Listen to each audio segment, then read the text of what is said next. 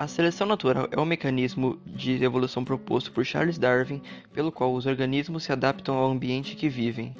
Essa adaptação é evidenciada por qualquer modificação estrutural, fisiológica ou de hábitos comportamentais que possibilitam diversas formas de trabalhar no ambiente e garantir uma maior probabilidade de sobrevivência. Essa seleção é caracterizada pela mutação de genes que melhoram a capacidade reprodutiva da espécie em determinado ambiente, permitindo o mantimento dela. Tipos de seleção natural: estabilizadora, direcional, disruptiva, sexual.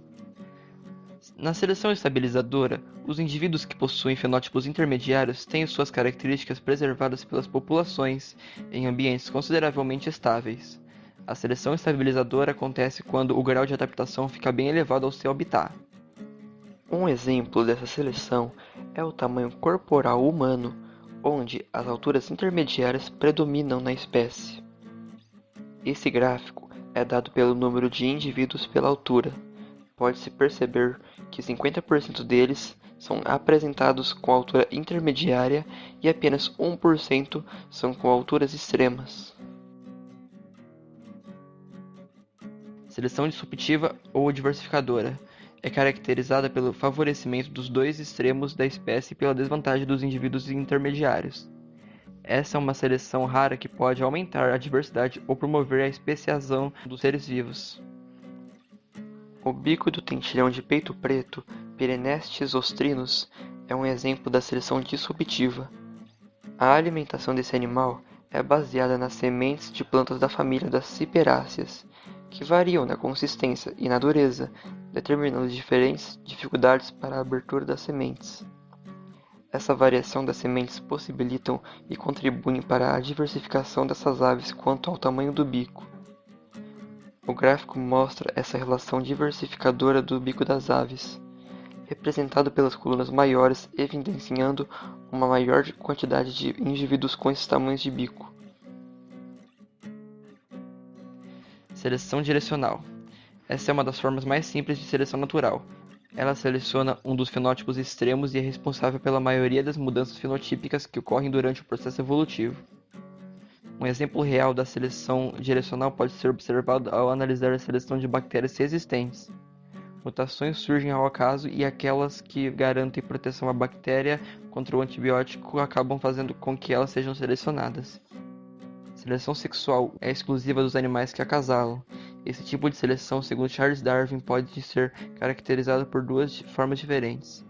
A primeira é dada pela competição de membros do mesmo sexo para se ter acesso aos indivíduos do sexo oposto, como os caranguejos. Os caranguejos machos disputam entre si para conquistar a fêmea e gerarem descendentes, permitindo uma maior adaptação evolutiva. A segunda é dada pela escolha de um parceiro do sexo oposto.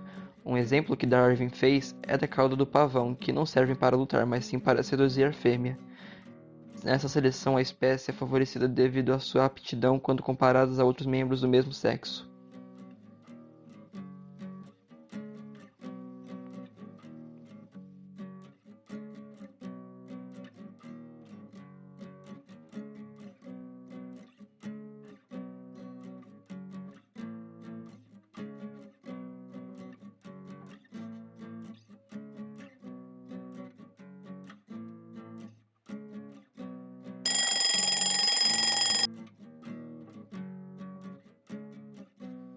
Com base na descrição e na análise do gráfico a seguir, julgue as proposições.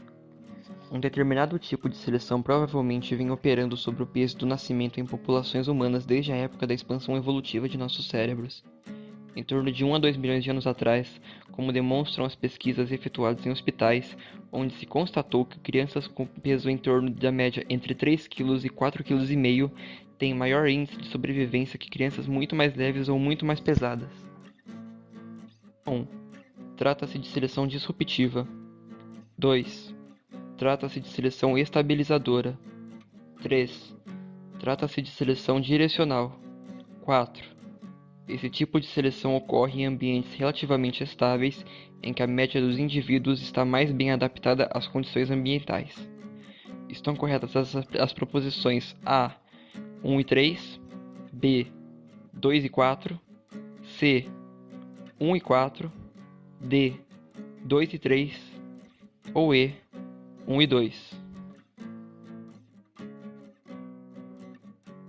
A resposta correta é a letra B, pois trata-se de seleção estabilizadora, na qual os membros médios da população com pesos corporais intermediários têm maior índice de sobrevivência.